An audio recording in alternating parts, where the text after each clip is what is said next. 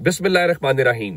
लाखों करोड़ों दुरूदो सलाम मोहम्मद मुस्तफ़ा सल्लल्लाहु अलैहि वसल्लम और आले मोहम्मद पर। मैं हूं उमर दराज गोंदल। आज की सबसे बड़ी खबर क्या है? आज की सबसे बड़ी खबर यह है कि इस्लामाबाद हाई कोर्ट के जस्टिस बाबर सत्तार ने बताया है कि जज का क्या काम होता है, जज ने कैसे और क्या फैसले देने होते हैं, और ये सरकारी ओहदों के ऊपर बैठे हुए डीसी, एसपीज, डीआईजीज, आईजीज, इनका क्या काम होता है और इनकी क्या हुदूदो कुयूद होती हैं।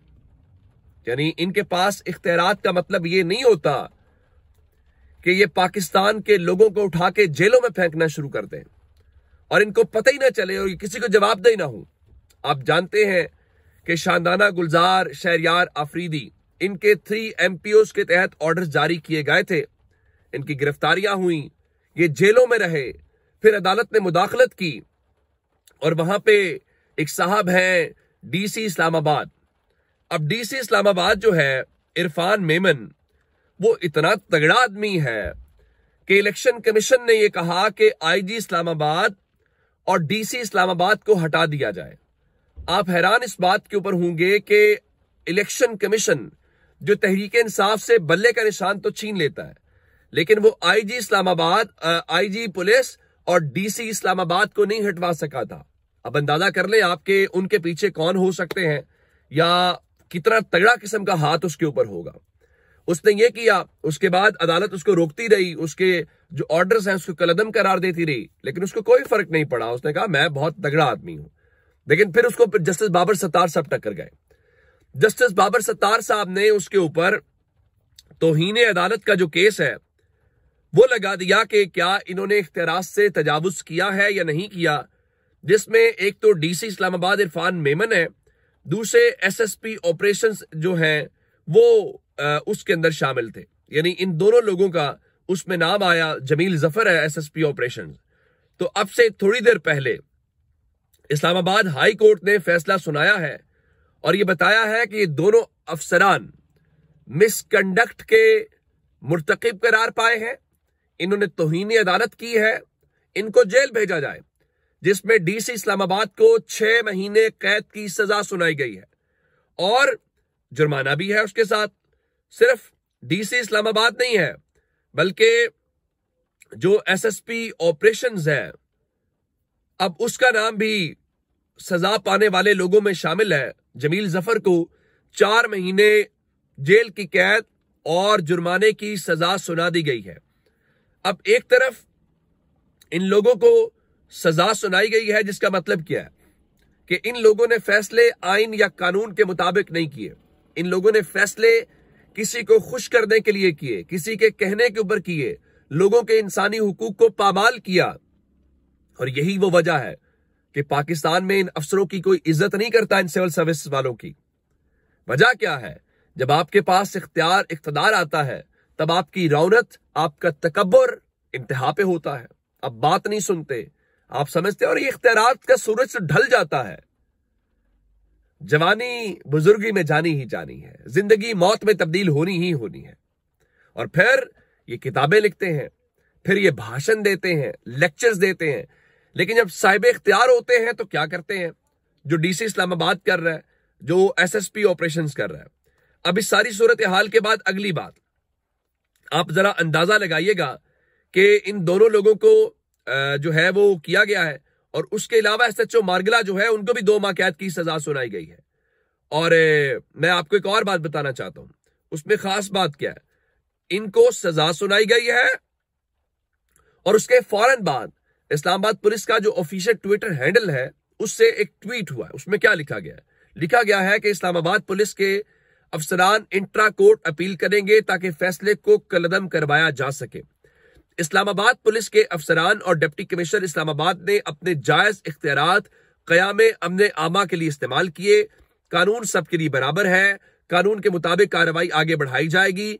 इस्लामाबाद कैपिटल पुलिस अपने फराइज मनसबी तुंदही से अदा करती रहेगी। Deputy commissioner Islamabad, SSP operations और एसएचओ अदालत के हतमी फैसले तक अपने ओहदों पर काम करते रहेंगे। इस्लामाबाद पुलिस और डिप्टी कमिश्नर इस्लामाबाद ने क़याम अमन के लिए अपने फराइज सर अंजाम दिए। यानी आप ये देखिए कि अकड़ नहीं गई।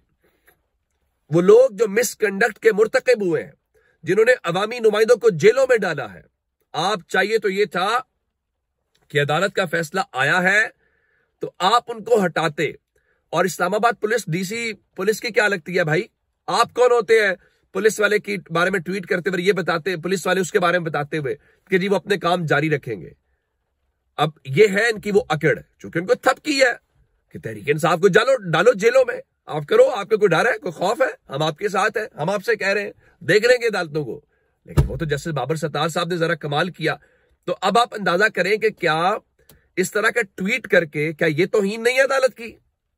अब उसके बाद असल में हुआ क्या, मैं आपको बताना ये चाहता हूं। डिप्टी कमिश्नर ने भी गुफ्तगू की है अदालत के अंदर और कहा जी फैसले के खिलाफ हम अपील दायर करेंगे। उनके मुताबिक जी मैंने कोई गलत एमपी ऑर्डर्स नहीं जारी किए। तमाम इदारों पर मुश्तमिल जो कमेटी है उसने मुतफिका तौर पर फैसला किया कि अगर 3 एमपी ऑर्डर्स जारी ना हुए तो अमन अमान की सूरत हाल बनेगी, और लेकिन हम अदालत का एहतराम करेंगे।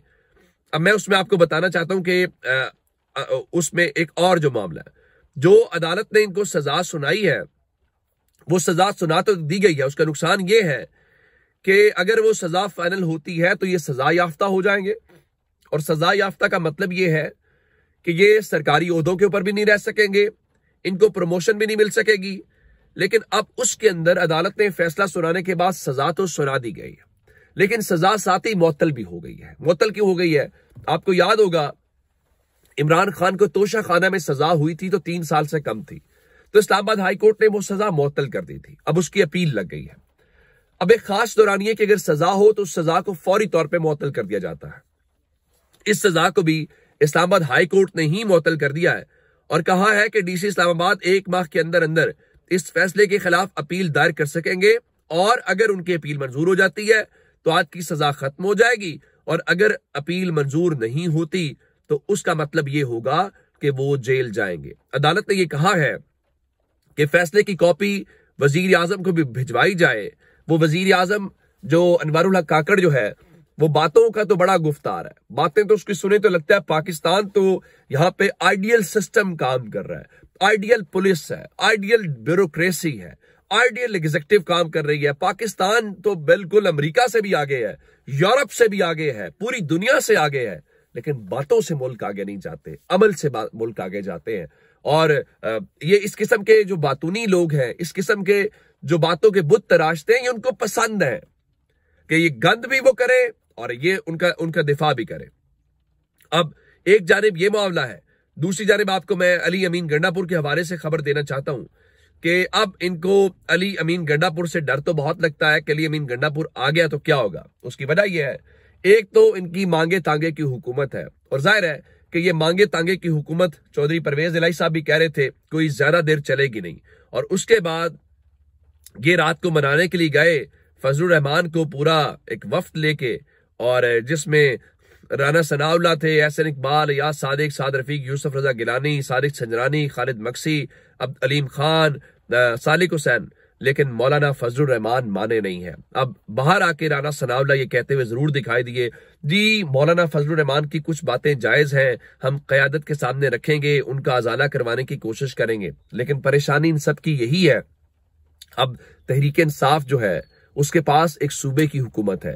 तहरीक इंसाफ विफाक में बहुत बड़ी ऑपोजिशन है, पंजाब में बहुत बड़ी ऑपोजिशन है, और आज वजीर आला खैबर पख्तूनख्वा का इलेक्शन है और उनका वहां पे वजीर आला भी मुंतखब हो जाएगा। तो अली अमीन गंडापुर आज वजीर आला मुंतखब होंगे, और उसके साथ उन्हें मंडे के रोज इमरान खान को भी मिलना है, और इमरान खान से हिदायत लेने के बाद वो काबीना का भी ऐलान कर देंगे। जरा एक और आपको बात बताना चाहता हूं, मरियम नवाज ने हल्फ उठाए हुए कितने दिन हुए, उन्होंने तकरीर की तो लोग कह रहे थे देखे जी ये होता है वियन, देखे उन्होंने क्या किया। मैंने एक बात की थी, तकरीरें सबकी खूबसूरत इस मुल्क में होती हैं, बातें भी सबकी खूबसूरत होती है, असल बात यह है कि आप अमली तौर पे क्या करते हैं। एक मिसाल देना चाहता हूं, मरियम नवाज कहती हैं जी हम इतने अरसे से काम कर रहे थे, हमने अपना होमवर्क कंप्लीट किया हुआ है।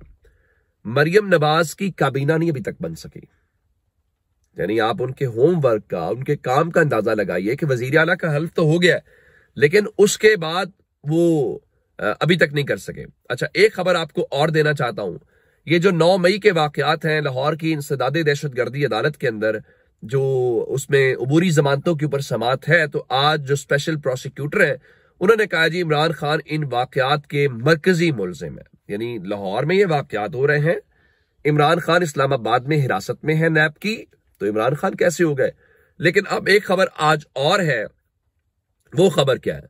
वो खबर अंसार अब्बासी ने आज दी न्यूज और जंग के अंदर लिखा जी निगरान हुकूमत का 9 मई की तहकीकात पर बात करने से गुरेज। हुआ ये था कि अनवारुल हक काकड़ जैसे ये सारे जो टाउट हैं, ये असल में अपने नंबर बनाने के चक्कर में और ये अपनी वफादारी साबित और अपनी नौकरियां पक्की करने के चक्कर में इन्होंने क्या किया कि इन्होंने एक वजीरों की कमेटी बनाई जो तहकीकात करेगी और बताएगी 9 मई। भाई आपका 9 मई से क्या ताल्लुक है?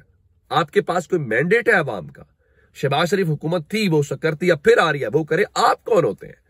तो अब उन्होंने कमेटी तो बना दी और उसने चंद हफ्तों के अंदर ये काम करना था, लेकिन उसके बाद 8 फरवरी हो गया। 8 फरवरी को जो लोगों ने किया, अब उसके बाद टोन तब्दील हो गई है। वो जिस तरह से फजलुर रहमान कहते हैं कि 9 मई का बयानिया दफन हो गया, अब वो कमेटी तो बन गई है, कमेटी अपनी तहकीकात भी दे देगी, लेकिन अब आप इमरान खान को या बाकी चीजों को कैसे लेके चलेंगे वो आप सबको पता है कि वो चीजें किस तरह से आगे चलेंगी। लेकिन ये आपस में मामलात को लेके कोशिश तो कर रहे हैं और इस किस्म की कोशिशें जारी रहेंगी पाकिस्तान के लोगों को लेके। एक वो इमरान रियाज हमारे भाई हैं, उनका आज केस था, तो एंटी करप्शन के जो जज साहब हैं वहां पे अच्छी खासी तकरार हुई, जिसके बाद उन्होंने कहा मैंने प्रोसिक्यूशन को बहुत टाइम दे दिया है, अब मैं मजीद इस सिलसिले में टाइम जो है वो नहीं दूंगा। और उन्होंने मुकदमे का रिकॉर्ड पेश करने के लिए एंटी करप्शन के हुकाम को मोहलत दी है और केस एक बार फिर उन्होंने उसमें समात की है। यानी आप देखिए पाकिस्तान के अंदर केसेस बना के लोगों की तस्दीक कर दी जाती है, उसमें कोई जान हो ना हो, रिकॉर्ड पेश किया जा सकता हो ना हो, वो मैटर नहीं करता। वो इमरान रियाज की मजा क्या है? चुप करवाना है, आवाजें बंद करवानी है। तो अब तक की अपडेट से अपना बहुत सारा ख्याल रखिएगा। खुदा हाफिज।